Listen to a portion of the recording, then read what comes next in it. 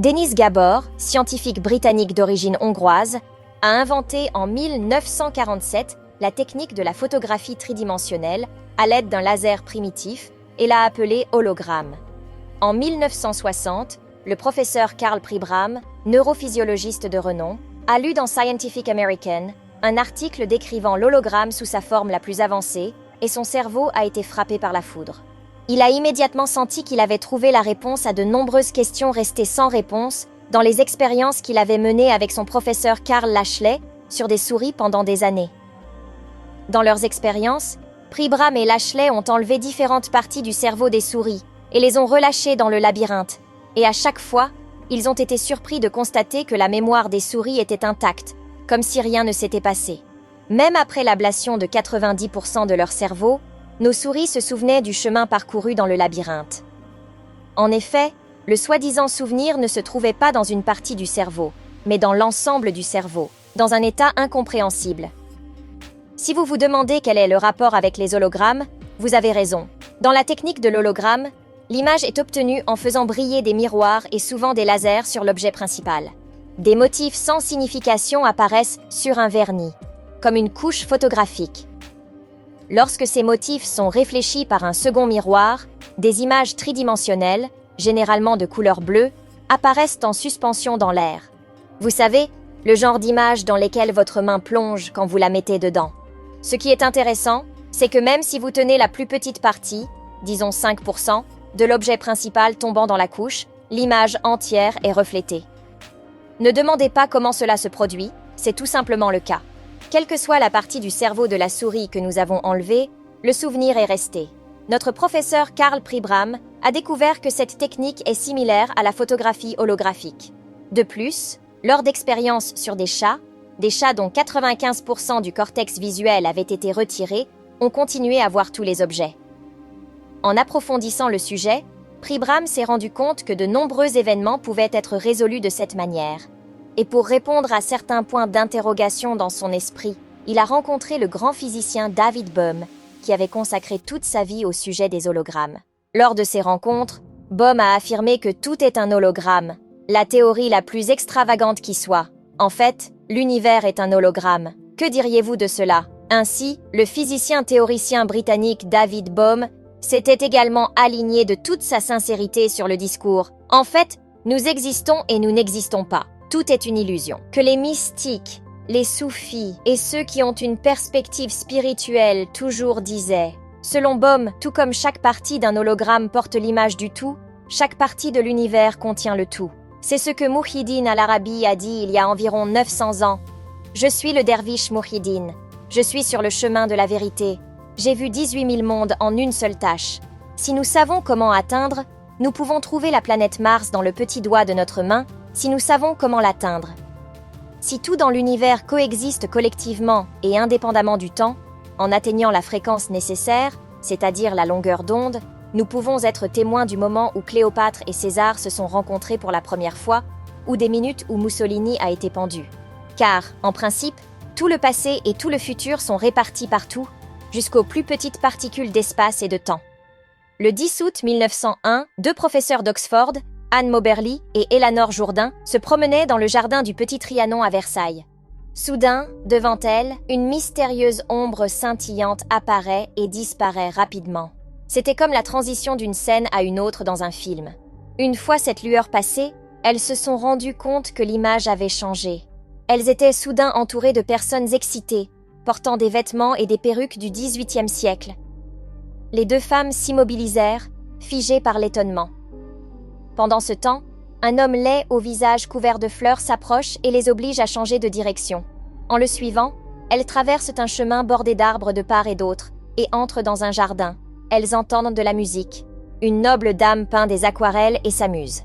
Peu à peu, cette image disparaît et tout revient à la normale.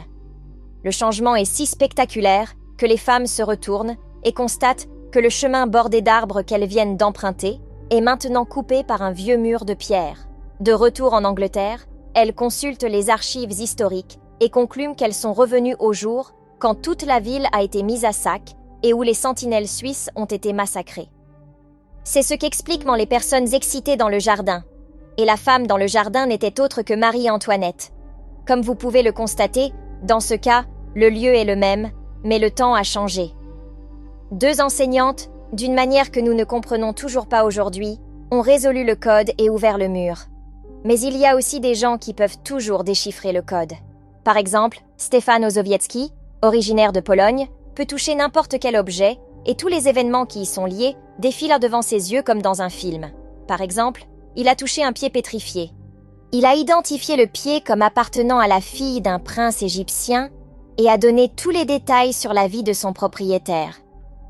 Osowiecki a donné des informations détaillées sur les pierres à un géologue qui a touché et testé des pierres anciennes. De nombreux événements et questions sans réponse peuvent être éclairés par la vision holographique. Par exemple, selon Carl Jung, l'un des grands noms de la psychiatrie, chacun d'entre nous possède la mémoire collective de 2 millions d'années d'humanité recroquevillée quelque part dans son cerveau. L'événement qui a conduit Jung à cette conclusion est une expérience d'1 an avec les délires d'un jeune patient schizophrène paranoïaque. Un jour, Jung faisait sa ronde habituelle et vit un jeune homme debout devant la fenêtre, regardant le soleil. En même temps, il secouait étrangement la tête d'un côté à l'autre. Lorsque Jung lui a demandé pourquoi il faisait cela, le jeune homme a répondu que le soleil regardait son pénis. Lorsqu'il secouait la tête d'un côté à l'autre, le pénis du soleil bougeait et faisait souffler le vent. Carl Jung pensait que cette expression était l'un des délires du jeune patient. Cependant, des années plus tard, lorsqu'il est tombé sur la traduction d'un texte religieux persan vieux de 2000 ans, il a changé d'avis. Il s'agissait d'une série de cérémonies religieuses et de prières qui produisirent des visions. En décrivant l'une des visions de ce texte, il était dit que si le participant à la cérémonie regardait le soleil, il verrait un tube se balancer à partir du soleil, et lorsque ce tube se balançait d'un côté à l'autre, il provoquait l'apparition d'un vent. Incroyablement surpris, Jung se rendit immédiatement à l'hôpital le lendemain matin pour vérifier si le jeune patient avait un lien avec ce texte religieux. Il constate que ni le jeune homme ni sa famille n'ont rien à voir avec l'Iran ou ses mythes. Il se rendit compte que l'image visuelle du jeune homme n'était pas seulement une célébrité de l'inconscient, mais qu'elle venait d'un niveau plus profond, que l'humanité émergeait de son inconscient collectif, comme des bulles remontant à la surface depuis les profondeurs de l'esprit. Jung était convaincu de l'existence de certaines images anciennes, appelées archétypes, qui étaient incroyablement anciennes. Selon lui, chaque être humain porte dans les profondeurs de son inconscient le souvenir d'un être humain d'il y a 2 millions d'années. Notre compréhension classique de l'univers n'a pas réussi à fournir un mécanisme ou une théorie permettant d'étayer le célèbre concept d'inconscient collectif de Jung. Le modèle holographique fournit une explication à cela. Dans un univers où tout est éternellement interconnecté, toutes les consciences sont également interconnectées. Quelles que soient nos apparences, nous sommes des êtres sans frontières, ou, comme le dit Bohm, dans les profondeurs de la conscience, les êtres humains ne font qu'un. C'est un concept très ambitieux. Il est bien établi que les personnes qui ont perdu un membre, comme l'absence d'un bras ou d'une jambe, perçoivent parfois des sensations de douleur ou même des crampes provenant de ces membres fantômes, comme s'ils étaient toujours présents. En médecine, la douleur de ces membres manquants est appelée douleur fantôme, douleur du membre ou douleur de l'organe fantôme. La vision holographique répond à cette énigme. Il existe des schémas d'interférence de mémoires holographiques de ces organes perdus qui sont encore stockés dans le cerveau. Le traitement par le pouvoir de la pensée, dont nous avons beaucoup entendu parler ces dernières années, est en fait le résultat de l'imagerie holographique que nous réalisons dans le cerveau. À propos, on a observé que certains patients qui ont vaincu le cancer, sans savoir qu'ils avaient réellement un cancer, disent que le corps va éliminer cette douleur, comme s'ils avaient une forme plus grave de la grippe, et croient que le pouvoir en eux s'en chargera d'une manière ou d'une autre. Certaines personnes qui n'ont pratiquement aucune connaissance sur le cancer, que l'on peut qualifier d'ignorantes, ont également obtenu de très bons résultats. Il ne s'agit pas de miracles, mais de la puissance du potentiel de guérison qui est en nous. De même, l'effet placebo, qui est appliqué à tort comme méthode de traitement, est également lié au principe de fonctionnement holographique du cerveau. À notre avis, La preuve la plus importante que tout se passe dans le cerveau est cachée dans un autre événement. Comme vous le savez, l'un des troubles psychiatriques les plus intéressants est le trouble de la personnalité multiple. Il s'agit d'avoir plusieurs personnalités différentes dans le même corps. Ce sujet a attiré beaucoup d'attention dans le monde du cinéma, et il y a beaucoup de films de meurtre, de films d'horreur. En voici la preuve. Le docteur Francine Hovland, psychiatre à Yale, a rencontré un cas frappant. L'un de ses patients aux personnalités multiples, allergique aux piqûres d'abeilles, s'est présenté à son rendez-vous et l'un de ses yeux était gonflé par une piqûre d'abeille et ses yeux étaient fermés. Comprenant qu'il avait besoin d'un traitement, Madame Hovland a appelé un ophtalmologiste. Malheureusement, le médecin ne pouvait pas le voir avant 1 heure. Il n'est pas en ville. Entre-temps, voyant que le patient souffrait beaucoup, Hovland a décidé de faire autre chose. L'une des personnalités volatiles de l'homme était absolument insensible à toute douleur, c'est-à-dire qu'elle était anesthésiante. Hovland a voulu prendre le contrôle du corps, de cette personnalité anesthésique, et la douleur de l'homme a disparu. Mais une autre chose s'est produite. En l'espace d'une demi-heure, son œil s'est éteint et il était tout à fait normal. Lorsque l'ophtalmologue est arrivé, il a été surpris de le voir et lui a dit « Vous allez bien, vous pouvez rentrer chez vous ». Mais quelques heures plus tard, lorsque l'anesthésie a quitté le corps, l'œil a de nouveau gonflé et la douleur a recommencé. Un jour plus tard, il s'est rendu chez l'ophtalmologiste. Le pauvre docteur était complètement surpris et déconcerté. Je pense sincèrement qu'il n'existe pas de preuve plus concrète et évidente que le pouvoir de la pensée en nous. Cela s'est manifesté de manière impressionnante en 1947, lorsqu'un Néerlandais nommé Mirandajo a fait une performance publique au théâtre Corso de Zurich. Le public, médusé, ne pouvait en croire ses yeux et ses oreilles. Au vu et au su de tous, l'assistante lui a audacieusement enfoncé une épée d'escrime dans le torse, transperçant ses organes vitaux.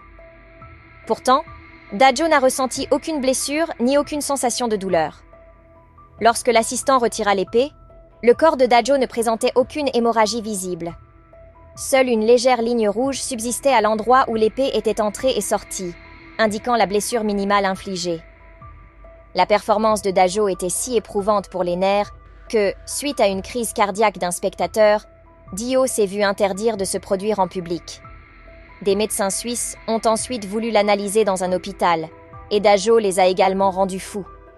Car la dernière fois qu'il a monté les escaliers avec une épée attachée au corps, il a été passé au rayon X. Les rayons X ont clairement montré que l'épée se trouvait dans son corps. Permettez-moi de vous raconter une histoire qui m'est arrivée. Lorsque je travaillais comme guide touristique professionnel en mai de l'année de 1916, nous visitions l'ancienne ville de Pergué avec mon groupe de touristes français. J'y ai détaillé les vestiges de l'agora de la ville, en soulignant les structures en pierre qui est tombée en ruine.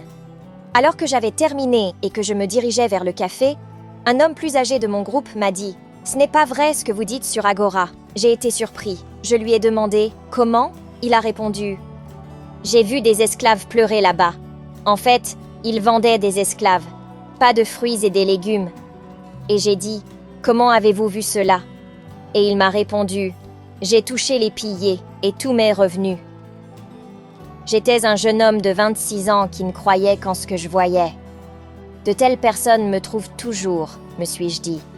J'ai dû patienter encore 15 ans de me rendre compte que les pierres étaient aussi bizarres. Certains scientifiques affirment que les pierres ont la capacité d'enregistrer des sons et recherchent divers mécanismes pour décoder ces enregistrements. Même le poète turc du XIIe siècle, Yunus Emre, a été surpris de voir quelque chose d'étrange vers la fin de sa vie. Selon cette célèbre histoire, le vieil Yunus voyageait dans les montagnes.